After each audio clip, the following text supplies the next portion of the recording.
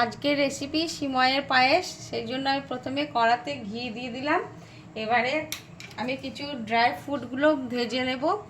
আছে তোমার কাজু আর কতগুলো কাঠবাদাম আর একটু মাখনা আছে, এগুলোটা আগে ভেজে নেব একটু ভালো করে। আছে দিয়ে দিলাম, লাল লাল করে ভাজা হয়ে গেছে। এবারে আমি এগুলোকে উঠিয়ে নিচ্ছি। কড়াতে সামান্য ঘি আছে, ওর মধ্যে আমি সিমইটা দিয়ে দিচ্ছি। আমার সিমইটা একটু সরু দানা, একটু মোটা হলে বেশি ভালো হতো। তো যা এনেছে বাড়ি থেকে বলে দেওয়া হয়নি, মেনশন করিনি যে মোটা এলো।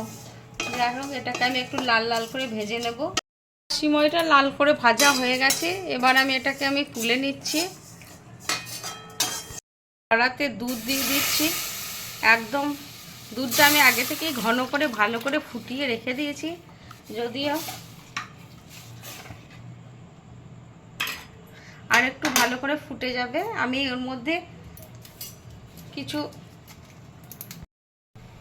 দুটো ছোট এলাচকে ভেঙে গুঁড়ো করে দিয়ে দিলাম আর তেজপাতা দিয়ে দিলাম একটু। এবার দুধটা ভালো করে ফুটবে, আর একটু আমি ঘন করেই রেখেছিলাম 1 লিটার দুধকে। তো আর একটু ফুটলে তারপর আমি সিমইটা দিয়ে দেবো। আর সিমইয়ের পায়েস খুব সহজ বানানো, তোমরা সবাই জানো আশা করি। কিন্তু যারা নতুন রান্না করতে শুরু করেছে, নতুন বিয়ে হয়েছে, তারা যদি না জানে তাদের উপকারে আসবে। সিমইয়ের পায়েসটা খুব ইজি ব্যাপার, রুটির সাথে, লুচির সাথে, পরোটার সাথে খেতে ভীষণই ভালো লাগে আর খুব তাড়াতাড়ি হয়ে যায়। আর কারণ এখন মেয়েরা সবাই চাকরি করে, ম্যাক্সিমাম মেয়েরা, তাদের জন্য এটা খুবই একটা ইজি ব্যাপার। অফিস থেকে এসে তাড়াতাড়ি করে এটা বানিয়ে নিল। এবারে আমি সিমইটা দিয়ে দিচ্ছি এবং তার সাথে আমি বাদামগুলোও দিয়ে দিচ্ছি, ড্রাই ফ্রুটগুলো যেগুলো আমি ভেজে রেখেছিলাম সমস্তই দিয়ে দিলাম। কাজু, কাঠবাদাম, মাখনা সব দিয়ে দিলাম।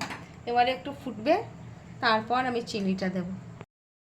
আমি তোমাদের দেখাই আমার সিমইটা সিদ্ধ হয়েছে কিনা। এরকমভাবে একটুখানি দেখবে, তাহলেই বুঝতে পারবে। এরকম টিপে দিলেই বুঝতে পারবে গলে যাচ্ছে, মানে আমার সিমইটা হয়ে গেছে। আর দুধটা প্রচণ্ড ঘন হয়ে গেছে, কালারটা খুব সুন্দর চেঞ্জ হয়ে গেছে। যাই হোক, এবার আমি একটু চিনি দিয়ে দিচ্ছি। স্বাদ মতো চিনি দেবে তোমরা, যে যেমন মিষ্টি খাও। এবার একটু ফুটে যাবে, তারপর আমি নামিয়ে দেব। গ্যাসটা হয়ে গেছে, এবার আমি গ্যাস অফ করে দিচ্ছি। এটা একটুখানি পর আমি সার্ভ করে দেবো স্ট্যান্ডিং টাইম দিয়ে। আমার পায়েস রেডি এবং সার্ভ করে দিচ্ছি। খুব সুন্দর কালার এসছে, দেখতে খুব ভালো হয়েছে। ঠান্ডা হয়ে গেলে এটা আর একটু ঘন হয়ে যাবে।